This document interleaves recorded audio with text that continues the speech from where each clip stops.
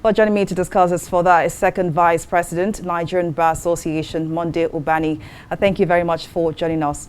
Now, the National Assembly has voted on a number of amendments in the 1999 Constitution. What do you make of the decision to give autonomy to the local government, and how much of an impact will this have on the quality of governance in Nigeria? Yeah, thank you very much for this all-important question. And I want to say this, congratulations to Nigerians for this cheering news about the autonomy of the local government.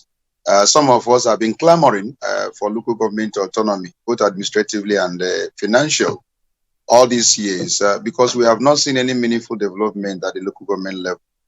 I am from a local government. I'm from Ikuano in Abia State. I tell you this, since 1999 to date, there is no single thing you can call development in that local government, as a result of the fact that local government is regarded as an appendage of the state. The monies that are being given every month as allocation for the local government are being tampered with by the governors. And this is happening across the entire country. It's not only in Abia State, all over the country, the governors tamper with the money that's supposed to go to local government for development at the local government level. And you know that issue of security is local. The moment they don't have money to secure the local government, it means that the entire Nigeria is clearly unsafe, and we are seeing it, and we are paying heavily for it. So it is important that that autonomy is given to local government. So I'm so happy, and I join other Nigerians to really congratulate the members of the House, for doing this. And I know that as time goes on, there are some other things that will be taken care of in terms of restructuring Nigeria. And this is one of the first steps. But having a law, having a legal framework without enforcement, without implementation is null and void. We will not allow a situation where the local government fund will still go to the state government by virtue of the fact that they do not allow elections to take place. So the issue of autonomy must be total.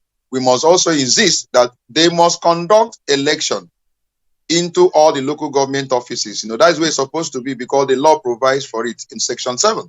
It is guaranteed. So we must insist on that so that they cannot have appendages they will be using to siphon the money that is meant for local government. So this is a first step. And I say congratulations to all of us for actually advancing this argument and advocacy all this time, which has actually paid off. Now let's talk about financial independence of state houses of assembly and state judiciary, which the National Assembly has voted in favor of. How will this play out, taking into consideration the Supreme Court's nullification of Executive Order 10? Well, I think that what the Supreme Court did with the nullification of Order 10 was that they felt that the federal government should not interfere unduly with the issue of the state, because in a federal system of government, the federating units are quite independent. And so that you can't use any order in order to probably siphon or take the money that's supposed to go to the state by virtue of the fact that you felt that they have not complied with the provisions of the Constitution. That is my understanding of what nullification of that Order 10 meant. But the issue of autonomy of local government, of a state and House of Assembly, and that of the judiciary, has always been in the lips of everyone, including the Supreme Court justices, including the president, including even the state governors. It's only few governors that are actually against issue of autonomy for the other arms of government.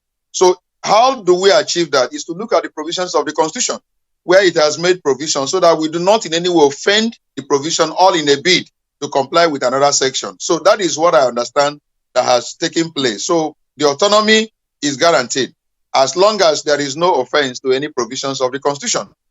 Autonomy of the State House of Assembly is guaranteed. Autonomy of the state judiciary is guaranteed. That of the federal is guaranteed as long as there is no offense committed in the bid to enforce this autonomy that has actually been passed through the constitutional amendment. That is what I understand has happened. So it's something that it has not in any way conflicted with any nullification of Order 10. Order 10 was actually nullified because of the undue interference by that order on the autonomy of the federating unit, which I think the Constitution itself has always made a provision that there should be an independence of that arms of government without any violation of the provisions of the Constitution.